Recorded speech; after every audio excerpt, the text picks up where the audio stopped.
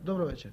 Сојузот на комунистите на Македонија во ставовите усвоени на 37-та седница, покрај другото се залага за преиспитување на сите иницијативи за крупните стопански зафати и за исправен однос кон користењето на природните богатства и кон нивно валоризирање со изградба на нови стопански капацитети. Во светлината на овие ставови, ние вечерва ќе се потрудиме да третираме едно сериозно прашање од стопанството на Македонија. Имено, критична е ситуацијата со енергетската база на македонското стопанство.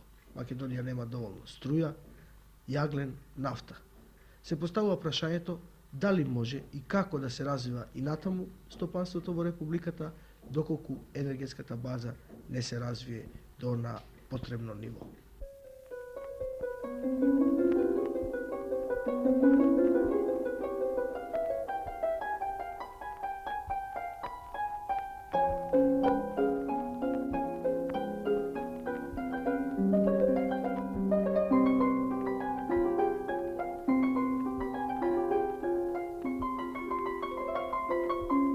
Скопската железарница, каде што во моментов се наоѓаме, е познато дека е еден од најголемите потрошувачи на електроенергија во Југославија, а во Македонија троши речиси повеќе од половината од вкупната потрошувачка на електроенергија во текот на една година. Другар Скерлев, ве молам, ако сакате неколку податоци накусо за потрошувачката на електроенергија овде во оваа печка. За оваа печка е карактеристично да е еден потрошувач од 60.000 киловата. Кога би го компарирале со една централа, односно место на производство на електрична енергија, би отприлике било половина на хидроцентралата Маврово. Од вкупното производство? Од вкупното производство. Само за оваа печка? Само за оваа печка. Према томе може да се види колку е потребна снага да може ова континуирано да работи. Иначе вкупно Скопската железарница колку е потрошувачка има? Скопската железарница дневно има 3 милиона и 100 хиљади киловат часа за 24 часа. То значи би требало да има на располагање 170.000 киловата мощност или месечно потрошувачка е околу 96 милиона киловат часа гарантирано за да може да си изврши своите плански задачи. Оваа печка дали ја користите максимално? Оваа печка не сме во состојба да ја користиме максимално поради тоа што сме ограничени од системот. То значи да сега искористиме практички со 40 мегавата, односно 40.000 киловата, а сме во состојба да нената мощност искористиме со 60.000. Али тоа би значило да во системо имаме стален и дотур и стална снага. Ова печка, технологијата му е такова да бара променливост во теретењето. Она е во состојба да својата снага на моменти и 2 до 3 пати од моменталната снага која ја зема да ја абсорбира. А тие ударци да може да се поднеса во системо, потребно е на прво место да се реши сигурност во напојувањето со нашиот систем во преносот, а друго што е уште поважно, варијациите кои што би ги дале овака со полн капацитет да некој ги превземи. Другар Скерлев, интересно би било да ни кажете колку е вкупното производство во железарницата во текот на минатата година и зошто не е исполнето планираното производство? Да се вратиме на најпрвобитниот податок. Ние казавме да железарницата да може да континуирано работи, мора да има една сигурност во снабдувањето со електрична енергија. А да има сигурност, то во текот на прошлата година не го имавме. Ако земе само податок, да во 71 година да почнеме, имавме 98 дена редукција од 2 до 24 часа, да во 72 имавме 78 дена редукција, а да се вратиме на овие сегашни месеци, јануар, 30 дена имавме редукција, во февруар до вчера кога е скината редукцијата, практички имавме 24 дена редукција. Со оваква нестабилност на дотуро на електрична енергија, je проблематична и производњата, а многу повеќе ради ова неконтинуираност во добава, сталната редукција, практички ние работиме, као што викат работниците, на систем на хармоника. Кога имаме, тогаш превземаме енергија, кога немаме, поедини печки ги практички гасиме или ги ладиме. А дали еден ваков објект може да се поистоветува со хармоника? Тоа е апсурд кој сматрам да не би требало да има коментар. Другар Илиевски, од вашите соработници веќе сме информирани што значи за вас како железарница недостиг од електроенергија. Ве молам, ако сакате накусо да ни кажете како сте го решавале овој проблем досега и како мислите во иднина да го решите? Железарницата као еден електрометалуршки објекат лоциран е, нажалост, во подрачје кое е сиромашно со електрична енергија. Железарницата формално го има решено проблемот на снабдевање со електрична енергија на тој начин што уште во фазата на изградбата изградена е термоелектрана во Косово, 4-ти агрегат, и обезбедени се средства и изградена е втората фаза на Вруток заедно со Шарските води.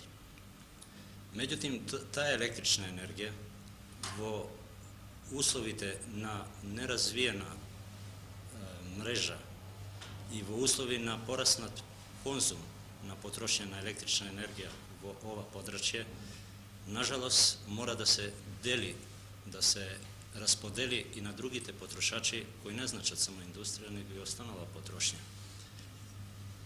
Ние, да би го решиле овој проблем, бевме принудени да сите партнери кои учествуваат во производството и транспортот на електричната енергија, као најкрупен потрошач на електрична енергија во ова подрачје, во минатата година направивме еден споразум по кој требаше да се придржаваме сите партнери, а тоа е Железарницата Скопје, Електростопанството на Македонија, Рударско-енергетско-хемискиот комбинат Косово и ЗЕП, Заедницата на електростопанските предпријатија на Србија.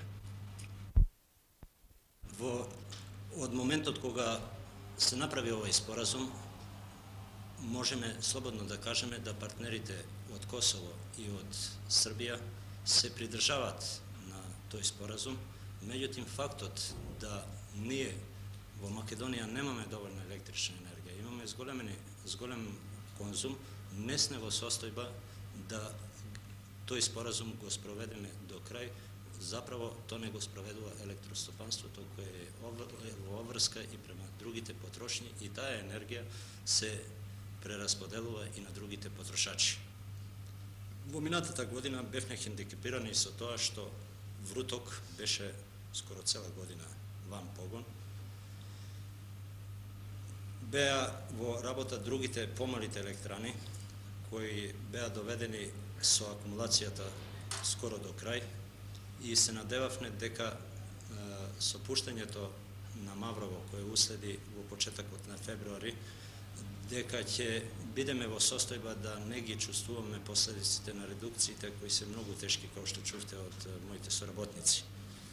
Меѓутоа, состојбата не се поправи и натака ние као конзум, а посебно ние као железарница, исклучиво зависиме од кондицијата и способноста за производство во комбинатот Косово. Дали би можеле да ни кажете во финансиски показатели какви загуби трпи железарницата поради недостиг од електроенергија, односно поради честите редукции? Ние во минатата година планот на производство на сурово железо зарад недостиг на електрична енергија не го извршивме за 30%. Изражено тоа во тони изнесува околу 100.000 тона сурово железо. Во челик е тоа околу 130.000 тона суров челик. Изражено тоа во пари, тоа се замашни суми во изгубена реализација. Таа изгубена реализација као последична штета не треба ни да се споменува. Меѓутоа фактот да сите постројки работат, луѓето е ангажирано, режијата тече и све останало, таквите загуби зарад недостиг на електрична енергија Само по основ на недостигот на електрична енергија изнесуваат ред величина 8 до 10 милиарди стари динари. Во секој случај, ние ги респектираме тешкотите на електростопанството кога се бори да го нараснатиот конзум снабде со потребната електрична енергија, али ние као железарница, кои непрестано трпиме загуби заради дисконтинуитетот во снабдевањето на електричната енергија, како по количина, така и по снага, не можеме да се сложиме со таков однос према нас, да преку нас се решаваат сите проблеми на системот. Ви звони телефонот. Да. Како распаднат системот? Кој ви кажа? Моментот. Дајте сега ќе пратам човек на систем, на уклопница горе. Молам, фала. Еве, управо во овој момент ме известија дека во Косово агрегатите по се изгледа се испаднати, дека напонот нагло паѓа и се наложува потпуно растеретување на системот кој прети опасност да се распадне. Во вакви случаи нема производство.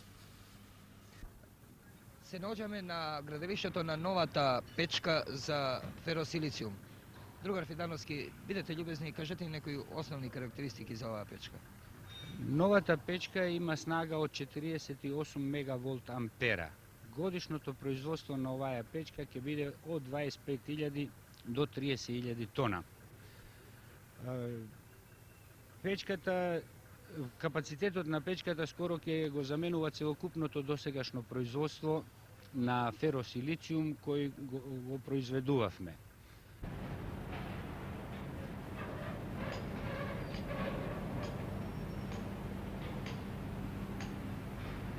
Простете ве молам, вие сте шеф на погонот. Да, Славчо Иванов.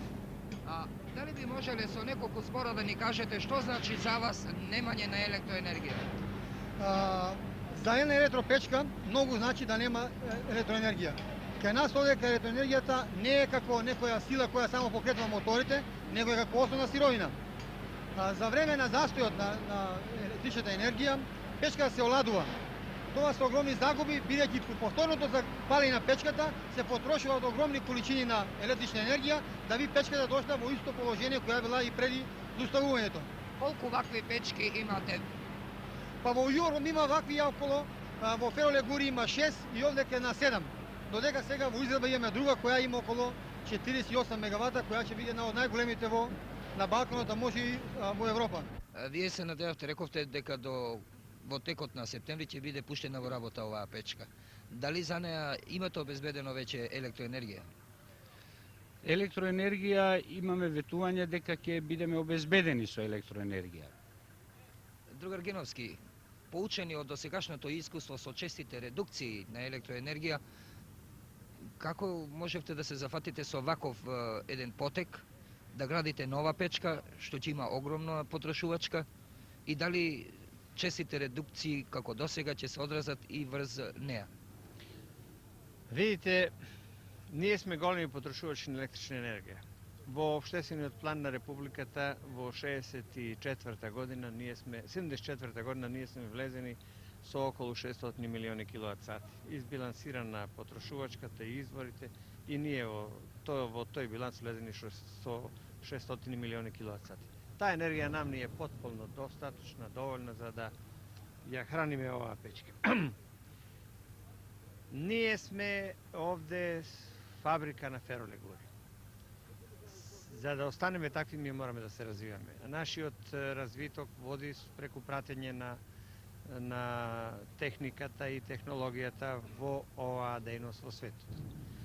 Тој развој оди преку зголемување на производните единици, и оваа единица што ја монтираме ние овде сега е една од најголемите, меѓу големите.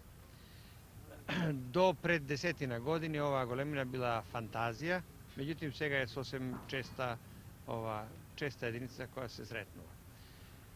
Зашто ја градиме ние оваа печка? Прашањето е на место. Јас можам само накусо да ја одговорам следното. Мене ми е жал што оваа печка не е овој час готова, или не беше пред една година готова, да можеме да ги искористиме сите благодети што таа може да ги даде. Денеска се наоѓаме во една ситуација кога е челичната индустрија во повторно голем подем. И побарувачката е таква да ние можеме и двојно поголеми капацитети од оваа печка да ги продадеме на запад.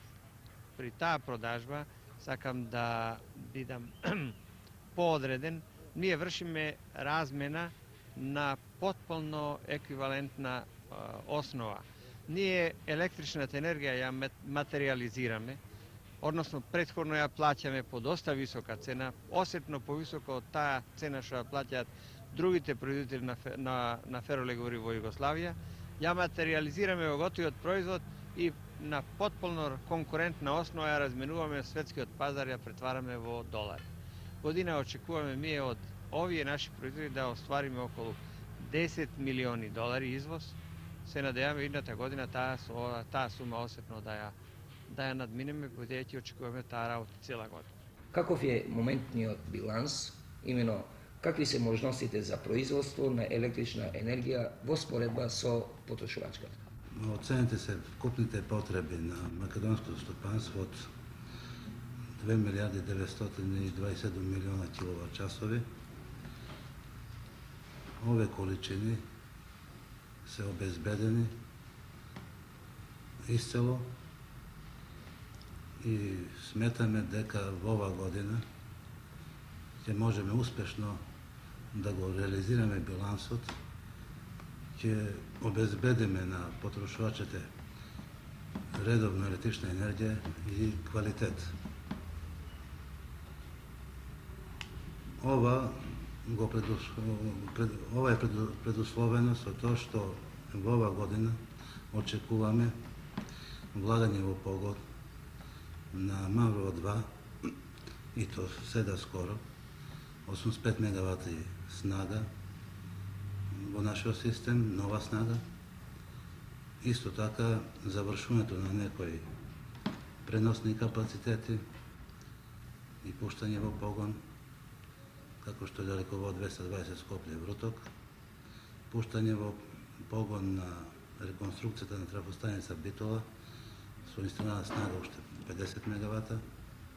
Тоа све ќе возможи да во ова година на потрошачите им обезбедиме редовно и квалитетно снабдевање со електрична енергија.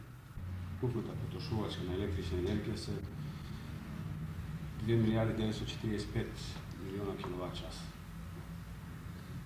Тоа, од овие потреби, нашиот систем, електраните во Македонија треба да произведат 1.145, дека 1.800.000 се закупени, ангажирани, односно договорени од системот на Србија. Сепак сметам да не може, с обзиром на изграденоста на мрежата во Македонија и проблемите со кои се сретнува нашето предпријатие, да треба да створиме таква психоза дека не ќе имаме потешкоти во текот на година.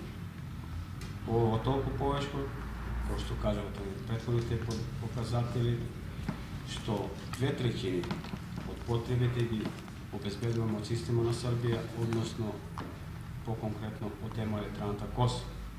Речеме дека од термоелектраната Косово се појават мошно често сериозни проблеми со техничката и погонската спремност, така да и во изминатиот период, а веројатно реално да се очекува дека и во текот на годината ќе има одредени проблеми со од аспект не као количинско снабдевање на нашите потрошачи, колку од аспект на проблема на сигурното снабдевање, на што поедини наши потрошувачи се мощно осетливи. Пред повеќе години стануваше збор за изградба на една нуклеарна електрана во Македонија. Какви се можностите за поблиска или подалечна иднина во оваа насока? Мислам дека нуклеарната електрана во наредниот период, во наредната фаза на развојот на електростопанство ќе представува една можност која секако ќе дојде до реализација. Овие согледувања се не само на база на već je današnjata povolnost na ovaj objekt po svetski uslovi tuku i na baza na nemožnosta da se grada drugi objekti.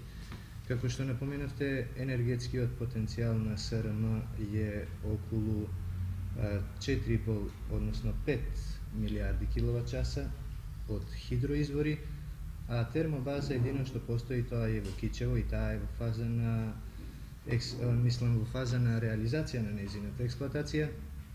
Postojati nekoj drugi, kako na primjer vo Negotino i Živojno, da kaj Bitola, bazi i tije isto tako se istražuvati, tije ќе dođe do realizacija na njeziната eksploatacija, no sve to sepak nema da bude dovoljno za periodot posle 80 godina. I elektrostopanstvo se ogledува дека овој објект треба да дојде во погон, значи во изградба уште во оваа деценија, а негова реализација да биде негде во наредната деценија, затоа што потребите толку ќе нарастат да не ќе може на друг начин така ефикасно да се задоволат како изградба на овој објект. Извршниот совет, согледувајќи ги овие проблеми кои што се јавуваат во врска со снабдевањето на електрична енергија на нашата република и гледајќи визионарски напред каква ќе биде потрошната на електрична енергија, со обзир на тоа да природните ресурси на Македонија упатуваат на голема потрошна на електрична енергија. Заради тоа, во февруар 1972 година, Извршниот совет формира координационо тело кое доби задача да изготви една програма со која би можело да се реши ова тешко прашање за снабдевањето со електрична енергија. Врз база на такво овластување, координационото тело изготви една програма која треба да се реализира до 1977 година. Во оваа програма беа влезени неколку објекта кои јас ќе ги споменам. Прво, за да се искочи од оваа ситуација што побрзо, се одлучи да као прв интервентен задаток е да се најде електрична енергија од некој извор на друга страна, затоа што во таков краток рок во нашата република не можеше да биде изграден таков објект. Во разговорите кои што имавме со повеќе републики, заклучивме дека со системот на Србија би можеле да дојдеме до едно такво решение. И заради тоа со издржаното предпријатие, електропредпријатие на Србија, се заклучи договор за улагање на 20 милиарди стари динара, како би можел да се обезбеди известна количина на електрична енергија уште во текот на 1974 година. Тој договор е подпишан и се обезбедена снага од 100 мегавата со количина од цирка 780 милиона киловат сати годишно. Тоа е првата тачка од програмата. Другата тачка од програмата е изградња на една термоелектрана на течно гориво. Во оквир на спогодбата помеѓу Советски сајез и Југославија беа влезени и некои објекти од Македонија. Во тие објекти се наоѓа и термоелектраната на течно гориво, која во февруари е заклучена со советската страна за испорука на една термоелектрана на течно гориво и алтернативно газ со снага од 210 мегават. Кога ќе биде изградена и кога ќе биде пуштена во работа? Со цена од 17,8 милиона обрачунски долари за увезната опрема. Таа треба да почне со градња во текот на оваа година, а да биде завршена во првото полугодие на 76 година. Трети пункт од програмата е изградња на 380 киловолтна мрежа. Во склопот на Југословенскиот споразум со Меѓународната банка е договорена изградња на 380 киловолтна мрежа во Југославија, каде што нашата република се приклучува на пунктот Косово и води 380 киловолтна мрежа до Скопје, каде што треба да се изгради трафостаница за 380 киловолти, потоа оди на Неготино, каде има друга трафостаница и оди до грчката граница. Со тоа ќе се овозможи да нашата република преку овој систем може да решава известни кризни проблеми кои ќе доводат во снабдевањето со електрична енергија. Четврти пункт од оваа програма е изградња на преносна мрежа од 220 и 110 киловолти која во оквирот на електростопанство и Електромакедонија се решава. Петиот пункт од програмата на координационото тело е изградња на ретенциона брана, односно енергетска брана на реката Треска, наречена Козјак. За тамо, Градското собрание предвидуваше изградња на една ретенциона брана, која би требало да биде као заштита на Скопје и населените места кои што се наоѓаат во текот на реката Вардар. За да би можел овој историски момент да се искористи за прибирање на поголеми количини на вода, кој што во иднина на Македонија, на македонското стопанство и македонските градови ќе биде неопходно потребно, Извршниот совет одлучи да учествува во разликата за доградба на енергетска брана. Овој објекат, кој ќе биде готов, ќе може да даде цирка 150 милиона киловат сати годишно. Шестиот пункт од програмата е изградба на рудникот и термоелектрана Осломе. За сега со Советскиот сојуз е подпишан еден протокол за довоѓање на советски стручњаци кои би земале накнадни податоци геолошки за рудникот Осломе. Со веројатност да објектот може да биде подпишан во текот на мај, односно јуни месец оваа година. Снагата на овој енергетски објект треба да биде 110 мегават.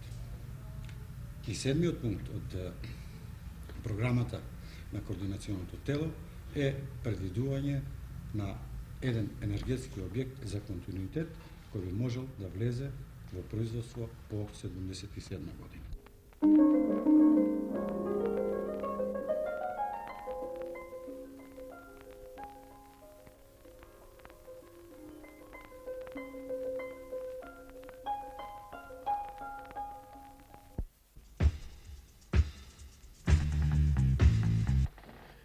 Животот на убавото живописно средоземно острово Кипар се одвива во сенката на бајонетите на 13 армии. На овој остров постојат и неколку странски воени бази, разни прислушни, разузнавачки и други центри. На него живеат грците и турците, се уште не во онаа слога во која би требале да живеат, бидејќи младата Кипарска република се уште не може да ги доближи повеќе отколку што сега се доближени. Всушност судбината на кипраните, иако тие постојано дискутираат за својот живот, за своите проблеми, не е во нивни раце, туку се уште во рацете на големите.